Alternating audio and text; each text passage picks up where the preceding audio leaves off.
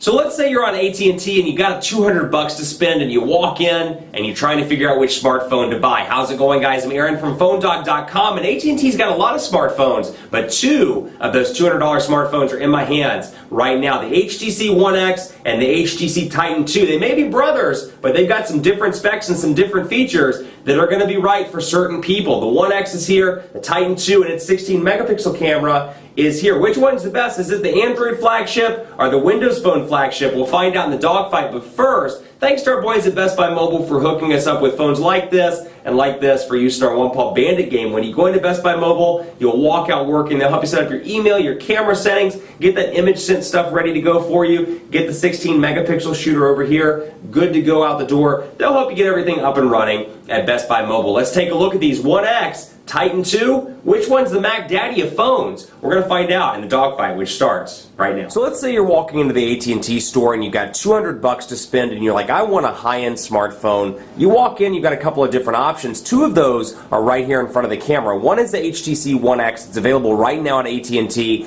and it's in pretty high demand. You know, it's a popular device. It runs really well. We've done reviews and dogfights, and it obviously performs very well in all of those things. So we've got that, and then we have the HTC Titan II over here. High-end Windows phone with a 16 megapixel camera and 720p HD video recording. I'm going to go ahead and shut off Wi-Fi here so we get a fair comparison. Both 4G LTE devices, so you got a lot to like about both of these, and it's really going to depend on which one you prefer in day-to-day use. Maybe you're coming from Windows Phone, maybe you're coming from Android, or better yet, maybe you're coming from iOS and you're just sick and tired of the fact that the iPhone 5 or the iPhone 6 is taking so darn long to come out. And you're like, I'm going to go with Android, I'm going to go with Windows Phone. You got some choices to choose from on AT&T. Let's do a rundown of the specs here. 1.5 gigahertz dual-core Snapdragon S4 processor over here. So this thing's fast, and it's very, very zippy. Take what you think about the S3 processor, throw it out the window, so the Resound, the Galaxy Note, all of that lag that you may have experienced on those, throw it out the window because the S4 is a whole new breed, and I'll admittedly tell you, there's obviously an international version that runs the Tegra 3 quad-core processor. I expected it to be significantly faster than the S4. In most of my testing, the S4 pulls ahead of the Tegra 3. So it's a very impressive processor, and you've got a nice design here as well. Polycarbonate shell, you've got a 4.7-inch HD display, 720p, 8 megapixel camera on the back with image sense technology and 1080p HD video recording, a front-facing camera, and then you have Android 4.0 with HTC Sense version 4. Now this is packing a 1,800 milliamp hour non-removable battery, so you can see it's a unibody shell here. It's got a nice kind of curve to it, so it fits well in the hands, and 4.7 inches may be too large for some people, but you know, it's kind of right at that borderline. You can't quite get to the top of the display, at least with my long kind of bony hand here, but you can use it, and it's pocketable, and it's not quite as large as the Samsung Galaxy Note. On the right side, you have a volume rocker, left side micro USB charging port, nothing at the bottom. Up here, your 3.5mm headphone jack and your power button up top. Then you have the HTC Titan II. This is a flagship Windows phone, so when you really look at it, you have three tiers of Windows phones as far as I'm concerned on AT&T. You have the Focus 2 at $50, the Lumia 900 at $100, and then you have the Titan II at $200. Granted, you can find these cheaper at third-party retailers, but these are the prices. The prices I'm quoting, that is, are from AT&T corporate stores. Also a 4G LTE device, packing a 1,750, if I remember right, milliamp hour battery. And it's packing some other specs as well. 4.7-inch display, nothing too special about the display. It's not high resolution or anything like that. 16 megapixel camera on the back with 720p HD video recording, a front-facing shooter, and of course Windows Phone 7.5, also known as Mango. Now this is a little bit of a different body. It's got a nice kind of metal look and feel to it here. And it's got, of course, this little thing pops off to show the SIM card slot. It's not micro SIM, it's actually a regular SIM card. This up here looks like it comes off, but it doesn't. That's probably for wireless connectivity, so the antennas aren't jammed in the metal, which obviously has issues with transmission if you have signals, or if you have antennas behind metal. Up top, 3.5mm headphone jack, power button. You've got your volume rocker over on the right side, along with a physical camera button, and you know how much I love my physical camera buttons. A micro USB charging port over here on the left side, and it's a really nice design. So if you're looking for something that's kind of got that nice look and feel to it, it really does a good job. I like the hump here at the bottom. It's very typical HTC, and you have three buttons down at the bottom: back, home, and then search. Down here you have back, home, and recent applications. So let's kind of do a rundown really quickly of these just to show you the differences between the operating systems. So obviously Android 4.0 with HTC Sense version 4 over here. Windows Phone 7.5, also known as Mango, over here. They're both packing AT&T stuff. When you open it up, you'll see, for example, code scanner, AT&T Family Map. You've got that over here. AT&T Radio, UVerse Mobile. Now, the benefit on both of these devices is most of this stuff is uninstallable. So I can uninstall the AT&T stuff. If I don't use Family Map, for example, I can come into Settings, and you'll see, obviously, Ice Cream Sandwich and Sense 4. Looks a little bit different here. So we'll go down to, well, let's go down to Apps.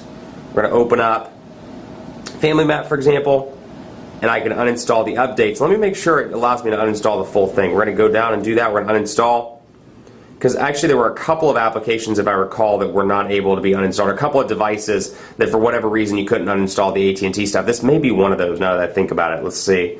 Code scanner, disable. Yeah, it looks like these, actually the AT&T stuff on the One X, some of it can't be uninstalled. I always forget, there's like one or two, every now and again AT&T will throw in a device where you can't uninstall the applications, but on the Titan II, you certainly can. Other stuff, YP Mobile on both of these devices, and then you can see stuff that obviously I've downloaded. Let's take a look here. You know, what I love about Windows Phone, it's not that, you know, in terms of customization, Android clearly has a lock-in customization, but I like how smooth and easy to use it is. It's very smooth. You get the same performance every single time. Now, you'll see some improvements over here. 7 home screens that you can customize and make your own and kind of choose to your liking. You got a dock down here at the bottom, and you can see the application drawer with your apps. They scroll from side to side. Over here, scroll up and down. And you can see, because it is an operating system that's still somewhat new, there are little things that I see where I'm like, they need to include this in the next version of Windows Phone. For example, when you get a certain number of applications, it'll automatically alphabetize them, but you can't choose the setting. Like if I wanted to alphabetize them right now, I have no option to do that. I've got to wait until I download enough apps to hit that magic number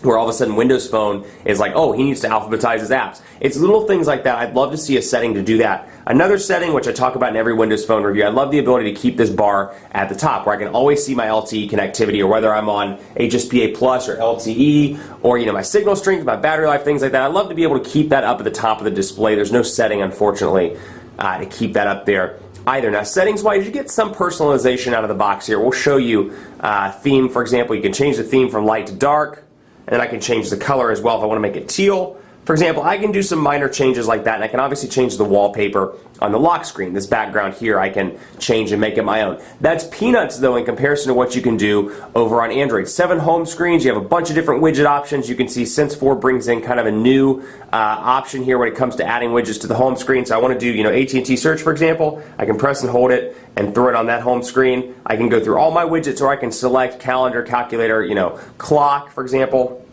Go to an HTC clock. I can throw that up here.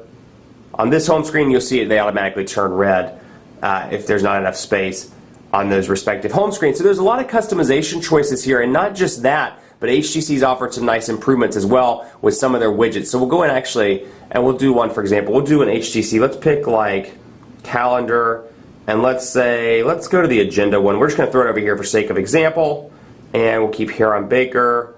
And you can see HTC has kind of answered my call here.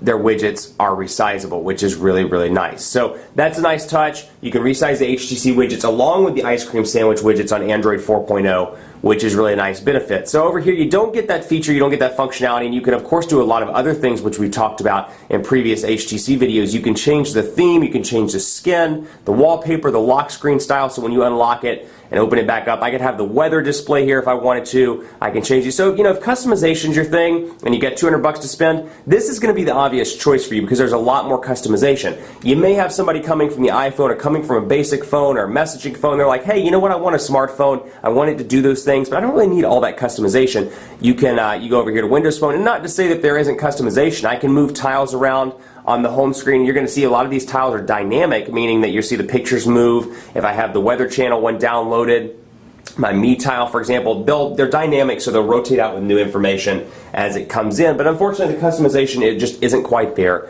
in comparison to Android. That's not a bad thing. It's nice to have the choice. It just depends on what you want. Let's take a look at messaging on both of these devices. We'll go into the test contact. I love my cat. Me too. How are you today? So obviously 4.7-inch display, nice big keyboard. This is a little pet peeve that I also talk about in a lot of the Windows Phone videos. The keyboard, you'll notice it doesn't stretch all the way to the ends of each side of the display. You got some shortcuts here. You got your little menu button right here, which is the 3 dots, which is actually very similar as Ice Cream Sandwich, and obviously it pops out when you want to access that. Same thing over here, although HTC's done a good job of saying search, compose, and then they say menu. So when you're like, what in the heck are those three dots? You automatically know, which is really nice. Now, this one comes with a couple of keyboard options pre-installed. I actually downloaded this one from the Android or from Google Play, the ice cream sandwich keyboard donation. HTC Sense is what comes pre-installed, along with Google's voice dictation service and ice cream sandwich. And you can see portrait to landscape nice and fast. There is a change to the keyboard here. I've been pretty impressed so far with this keyboard, although I still prefer the stock ice cream sandwich keyboard. So we can say the quick fox is ready for dinner.